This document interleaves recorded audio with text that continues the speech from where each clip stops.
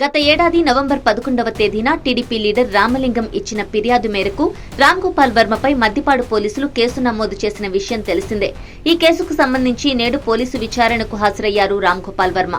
కాగా ఈ కేసులో తనను అరెస్ట్ చేయకుండా ఇప్పటికే ఆర్జీవీ న్యాయస్థానాన్ని ఆశ్రయించారు. కోర్టు అతనికి ముందస్తు బెయిల్ కూడా మంజూరు చేసింది.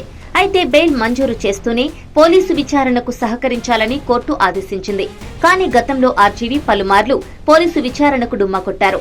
ఈ నేపథ్యంలో ఫిబ్రవరి 4న విచారణకు హాజరు కావాలని ఇటీవల పోలీసులు నోటీసులు జారీ చేశారు.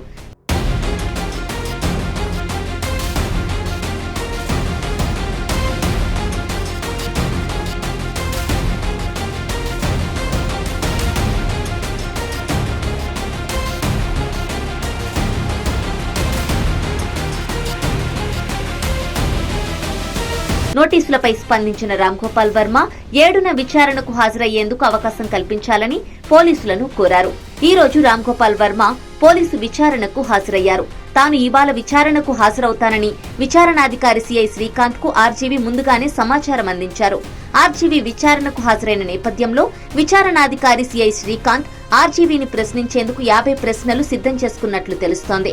ఆంధ్రప్రదేశ్ ఎన్నికల సమయంలో ఆర్జీవీ తీసిన వ్యూహం సినిమాకు సంబంధించి ఫండింగ్, అలాగే పోస్టర్ల మార్ఫింగ్ తదితర అంశాలపై సిఐ శ్రీకాంత్ ఆర్జీవీని ప్రశ్నిస్తున్నట్లు సమాచారం.